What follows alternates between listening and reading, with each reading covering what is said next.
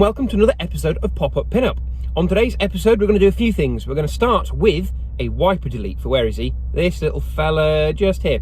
So the rear wiper doesn't work particularly well on this 944, so we're going to take the motor off, take the arm off, and do a delete on it. I will probably pull the motor box apart and see if we can fix it so it's ready to go back on at some point in the future if we decide we want it back. I'm also going to replace the boot struts so the boot opens and stays open a little bit easier. And then if I get time, we're going to get on to replacing discs and pads at the front. The braking is a bit woeful at the moment on this 944, and there's a bit of a judder almost as soon as you get heat into the brakes. So I suspect we've got some high spots and some low spots on those discs. So I'm going to put some just sort of fairly standard OEM spec discs and pads on, get myself a baseline, see how that goes, and then we might investigate maybe doing some upgraded pads to see if we can get some better braking out of the car. So for once, we are going to the workshop. So that's why you can probably hear the engine running in the background. So we're just waiting to get a bit of temperature in before we head on off. So to the workshop.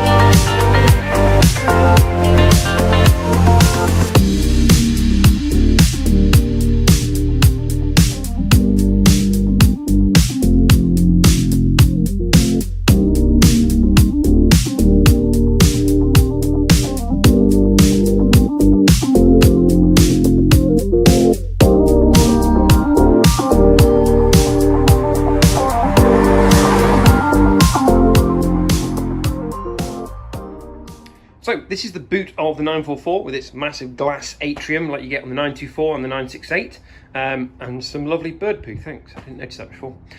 So key lock here with its nice new rubber around the lock. Now what should happen is when you turn this key, it should pop out of its catches, and then you should be able to open the boot, and it should in theory pretty much go up on its own. So when I do this, literally nothing happens. So that's released and reconnect the motor, and that means the boot is still locked. So you can only really open this if you've got two hands. You need one hand to turn the key and the other hand to lift on the spoiler, which is not really ideal. You can, I guess you can kind of do it with one hand. You turn it and then lift, make sure the key goes back, and then up it goes, and you'll see the boot of the 944 is full of all my junk. Interestingly, really practical sports car. So the main reason we're going to replace the struts on here is to allow that to go up and down. So you've got some great big struts on either side, which appear to have connectors for the rear heated screen, although this one looks like it's been bypassed. And then another great big one again on this side, which also appears to have electrical connectors on it. So we're going to replace those, and then we're going to take this box off here. So this is the box that holds the rear wiper motor, which is actually a bit of a pain because when you close the boot, you have to make sure that this space here is empty, otherwise it hits that box and you can't close the boot. So it will make the boot more practical, and it will make it open easier, and it gets rid of a slightly failing wiper motor. So let's get on.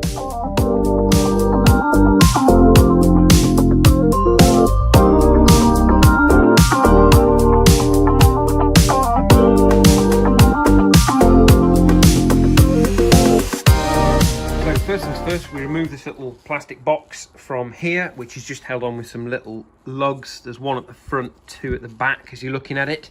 That reveals the motor. Once you've got into that, there are 2 screws in here which come off, and then disconnect the wiper arm from the top, which is just a 10mm bolt on there. A little bit of WD-40 helps because it tends to be a bit sticky. And then we can start to lower the motor out. One other little thing I've noticed, there isn't a plug on the end of this wire that runs all the way down here and into the trim over here. So I can't actually just unplug it. I've got bare wires that are going to potentially touch here, and I don't know what's live and what's not at the moment. So I'm going to wrap those with a bit of electrical tape just for now to make sure there's no issues with shorting before we then chase that wire out into the trim. Got my trim removal tools, find out wherever it goes in there. If there's a plug, we'll take the wire out. If there's not, then we'll coil it up under the roof or in the C-pillar there somewhere, so it's ready in future if somebody wants to put the motor back in. Right, now we're actually going to get on with pulling it apart.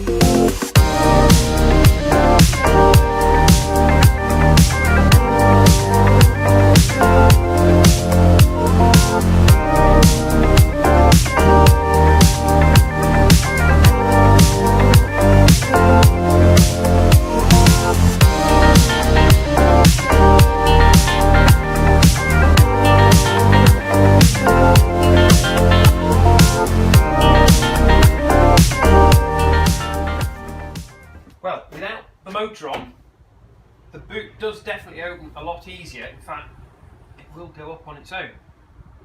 However, only just. So we definitely need to replace these, and we need to get on and fill this hole. Okay, that is the motor out. So if you want to know, it's a 10mm to take that first nut off. And then you've got this little sort of plastic bit which covers, you can see it in there, brass nut, which is what essentially holds the motor onto the window. That brass nut sits on top of a washer, which is this one here, which sits on a rubber grommet, which I think is actually a single part that goes through the window. But you can see it's obviously split as it's come off. So that's the top half. Really useful to use a piece of trim removal kit like this that's plastic. So you have to run that underneath the rubber bit to release it from the window, because they've been sat there for years, so it was well and truly stuck, but it doesn't scratch the window, which is good. Then you've got the other half of that rubber washer or grommet, whatever you want to call it. You can see there again where it's split from the top half, and then there's just a washer on the bottom as well.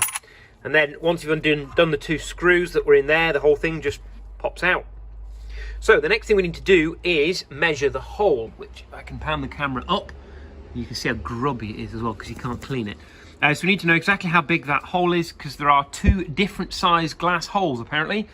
There is one that is a 16mm and one that is a 27mm. So I think I know which one we've got, but I'm going to measure it up and check. And then, well, you see I've bought both kits just in case, because what I didn't want is to be left with a hole in the glass at the back if I bought the wrong kit. So let's get it measured up and get the blanking kit fitted. So using the digital caliper, which now seems to be drunk, I have measured the hole in the glass, which is 16mm. So we're using the smaller of the 2 sets. And this is what it comprises of. So there's a sort of metal top piece that looks like a bung, 2 little fibre gaskets that'll stop it leaking, and then there's a washer to go on the bottom and a screw that just threads into the bottom of here. So a dead easy fix. If you happen to have a car with the 27mm hole, then drop us a comment below, because I now have a surplus 27mm hole filling grommet set thing for a 944. Right, back to the car.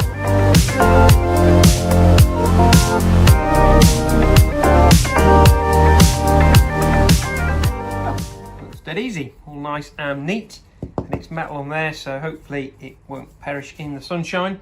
Now all I've got to do is figure out what we're going to do with all these wires. I've since discovered that they actually run in a metal tube that runs on the inside of here before they reappear down the bottom end here. So I'm not sure what I'm going to have to do with them. I might have to tuck them in at this end of the boot rather than dragging them all the way back like I'd originally intended. Right, so let's have a little see what we've got. So here's the metal tube I was talking about. I thought it was a rubber tube that's sort of glued in place, but it's actually a proper steel tube. So I'm probably going to try and do something using the bolt holes up here just to tuck these wires around and out of the way, make sure they're properly insulated rather than this sort of temporary bodge job, and then leave it at that.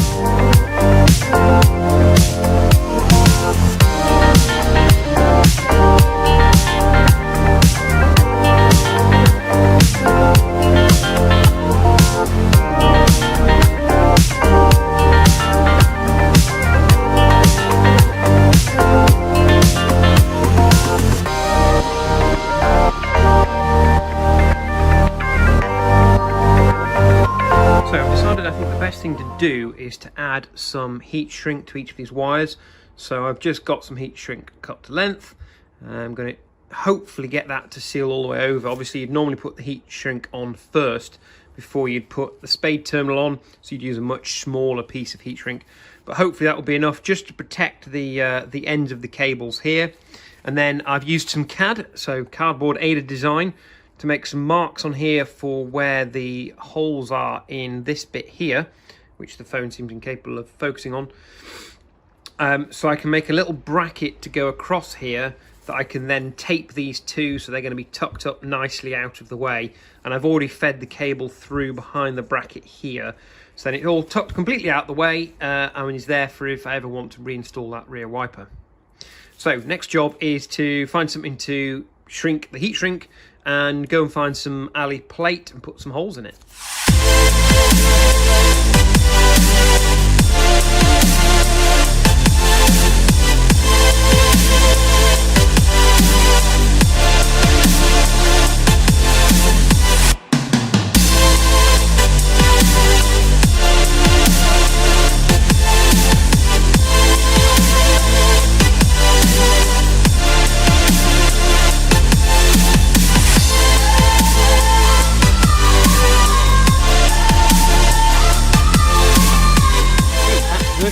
Of the bracket, you can see the little inserts. Those are some of the original washers. I wanted to make sure they stayed with the bracket, so if ever want to refit the wiper motor, I'd have to go hunting for the right pieces.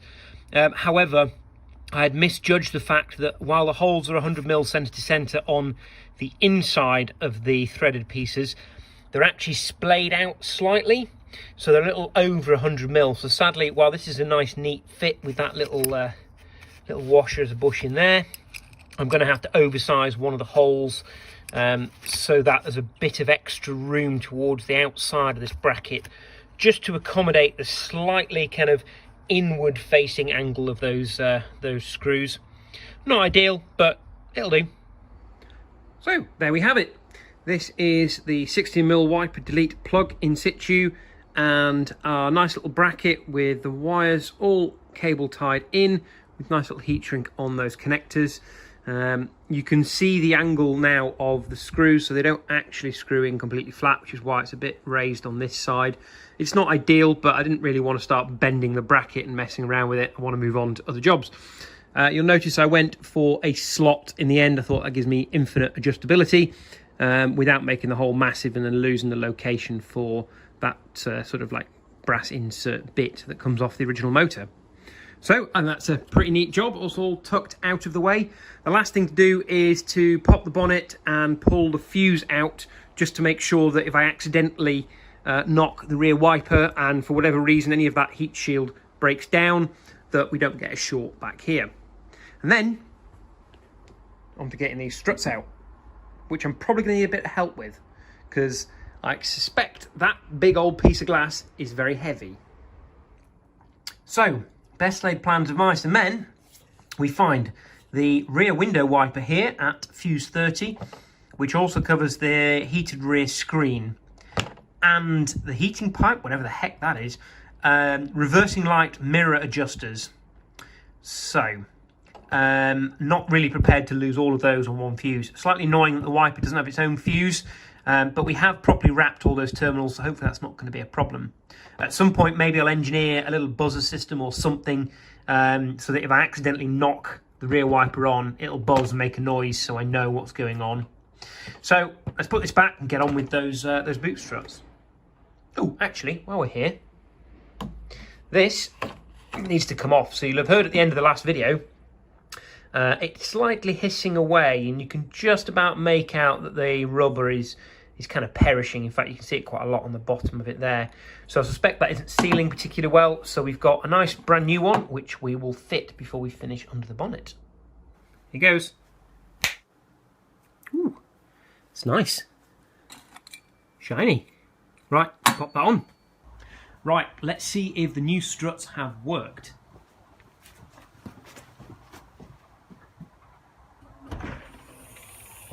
Get in! So, time to do the brakes on the 944. There's a lot of vibration and heavy braking, especially once they get warm. So, if I spin the wheel, you can probably hear the problem. So the disc is just kissing the pad at various points along the rotation. So I think we've got some warped discs, or certainly castellated discs. The other problem I have discovered is that, if you listen carefully,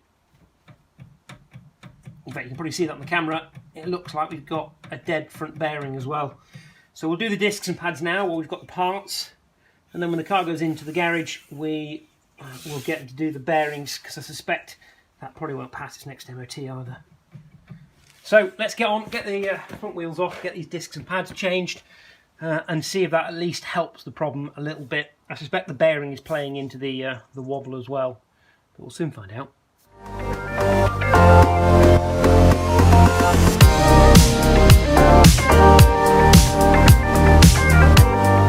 So we have changed the discs and pads on the 944 after a bit of a fight. We had to clean up the threads for the little screws that hold the discs on, and the bolts that go in the back, which I think were probably a 19 at one point, were quite corroded, and we ended up hammering an 18 on. So those are going to need replacing. We also managed to break the wear sensor, which it turns out there isn't a replacement in the set with the new pads. So that's just been crimped to stop the warning light coming on while we order a new one and get back under here and replace that. However, I think it's all going to have to come apart again at some point, because we definitely need a new brake hose. Look at the state of that. How on earth that passed its last MOT is beyond me. So when it goes into the specialist to look at that rocker gasket we talked about in a previous video, we're probably going to get them to do that at the same time.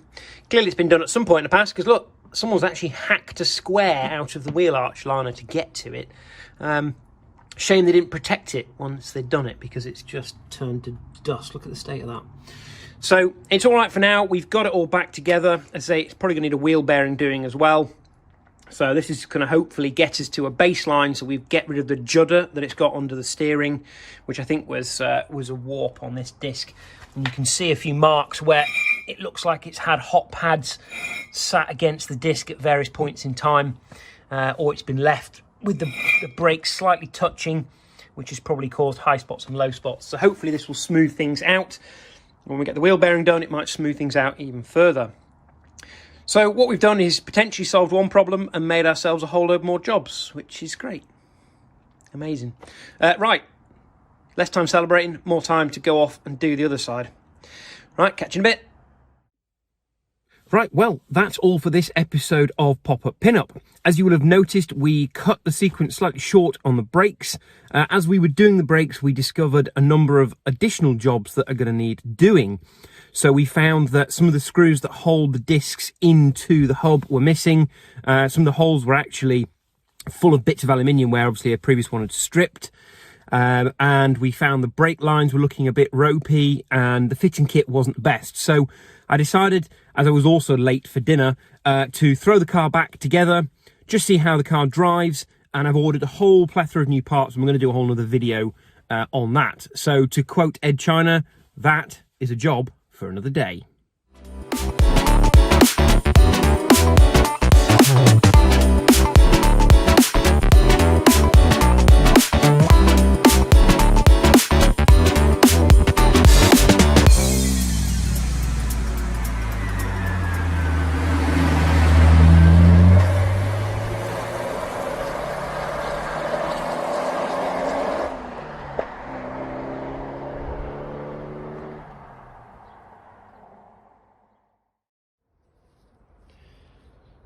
Byrne is, you're drunk.